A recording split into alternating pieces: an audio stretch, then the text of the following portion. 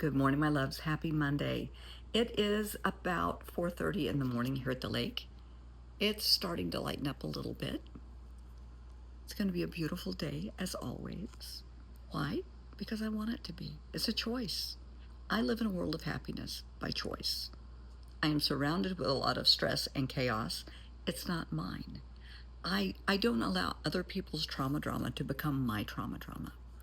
People come to me all day with their problems, whether it's the accidents they're in, whether it's through my trauma therapy practice, whether it's coworkers with problems. They come to me for my guidance, my wisdom. Fine.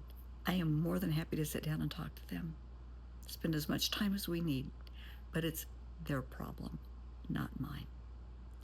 People that know me know I am very much into tough love. If you are my friend, I want the best for you. If I love you, I want the best for you. I will not enable you. I will not make excuses for you. I will stand by you. I will support you. I will be there for you, but I will not enable you. And that's what we're talking about today, is enabling. I had some calls over the weekend from people who, it was a family, who are dealing with an addict, and they had an intervention, and it did not go as they had thought. An addict, you may love them, they may be a good soul who's caught up in their addiction. I'm not taking that away from anyone. But an addict will play you. They're smart, they're shrewd. They know you love them, and they will play on that to get what they want. They will tell you, because this is, excerpts from what I heard from this family, well, they just needed $20 for gas. Well, did they use that money for gas? No, they used it for something else. Did you not see that coming? Well, no. If they need gas in their car, you go with them, you put the gas in the car for them. That's it. Don't give them cash, because you know where that's going to go. Don't make excuses for them. I don't want you using this for XYZ. If you go out with your friends, I don't want you doing. And, oh, no, we're not going to do that. They're going to lie to you. They're going to do whatever they have to do to get what they want for their habit, to feed that addiction. The individual the intervention was for, the addict, was caught going through someone's purse, another family member's wallet, through their medicine cabinet. They always had the excuse, oh, I was looking for Kleenex out of your purse. Oh, I was looking for Tylenol in the bathroom. No, they weren't. They weren't. You know what they were after. If they're going through your purse, they're after cash or a credit card. If they're going through your wallet, they're after a cash or a credit card. If they're going through your cabinets, they're probably after drugs, if you have any. Stop making excuses for them. You're not helping them. Stop saying, oh, it's just, their situation right now. They've struggled with this for years. They'll be okay. No, they won't. They will be okay when they decide to be okay. They will be okay when you stop enabling, when you tell them, I will stand by you. I will support you emotionally. I will not support you financially. I will stand by you while you get into therapy. Have the intervention. There are all kinds of programs available that take same-day admissions. Get them into an inpatient program. Not for 30 days. That's not going to do anything. A decent inpatient program, take a breath here, it's going to take anywhere from 90 to 180 days, 3 to 6 months, depending on the addiction, seriously. And that's hard, because you are asking them to give up their life, their job, for 3 to 6 months. If they have a decent job and they're losing their job, they're about to lose their job, they're screwing up, talk to their employer and say, hey, we're trying to get them into rehab. Can you put their job on hold? Can we do FMLA, Family Medical Leave Act, so they don't lose their job and they can get into therapy, get the help they need, and not lose their job? Some employers will jump at that. Some may even offer to pay for the rehab. That's love. That is love. getting them into rehab is love. They need to recognize they have a problem. They need to recognize their life is out of control. They need to recognize that they have to be accountable for this. You know that I preach we all are responsible for our own actions, inactions, our attitudes, behaviors, and the consequences.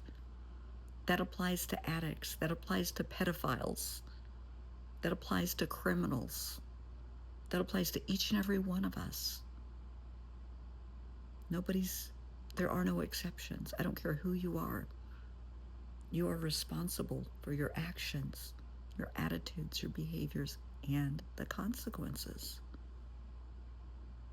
Maybe you don't like the consequences. Well, then change the behavior. That's why you get somebody into rehab for a long period of time, so that they can get the therapy, so that they can learn. They can unlearn the toxic behaviors and learn healthy behaviors. They can learn how to do better. In my world, with my therapy clients, honey, I can give you the tools and I can stand behind you all day long and support you and give you words of wisdom and encouragement, but I cannot force you to pick up those tools and use them. That's up to you. And that's up to the addict. That's up to the person with the problem.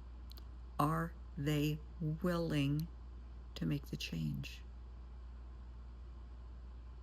If they're being rewarded for bad behavior, they're not going to make the change. If they know they can turn on the tears and say, you don't love me, you never loved me, you don't understand me, nobody understands me, I'm going to hurt myself, I'm going to do X, Y, Z, and you're going to shell out money, well, that's their payoff. They've got you figured out, don't they? I'm going to leave and you'll never see me again. Oh, yes, you will, when they run out of money, next time they need a fix, next time they need an alibi, next time they need a favor, next time they need bail money. We'll hear from them. Stop enabling people. If you love them, you will not enable them. You won't. You will help them get help. When they come to you for money, you will say, no, I'm sorry. I can't help you. But I can help you get into treatment. I can help you find a therapist. If they're in jail and they're asking you for bail money, maybe they need to sit there a little while and think about what they've done. In my day job with a law firm, a lot of accidents, car accidents, motorcycle accidents, pedestrian accidents. A lot of those are hit and runs. A lot of those are drunk drivers.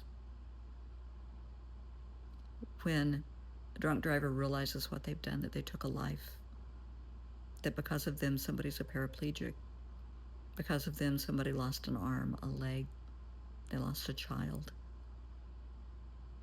that sobers them up real quick. You can't unring the bell, you can't undo it. But hopefully that will encourage them to get the help they need. And once they get that help, they can help others. They can light the path for others. They can share their story to help others. But enabling anybody isn't going to do any good for anybody. Just think about what I'm saying. If you love someone, if they are your friend, if you really care about them, don't enable them anymore. No more excuses, no more lies. Make them accountable. If that means going to the police, go to the police. Seriously, I know that's going to piss a lot of folks off. I don't care. Because if their actions take somebody else's life, and you could have done something about that, accept accountability for your actions and inactions. Because you could have done something to prevent it, and you didn't.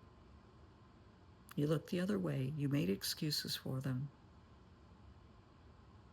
You may not be just as guilty as they are, but you are indeed culpable. Stop enabling people. If you love them, help them get the help they need and they deserve, because they're worthy.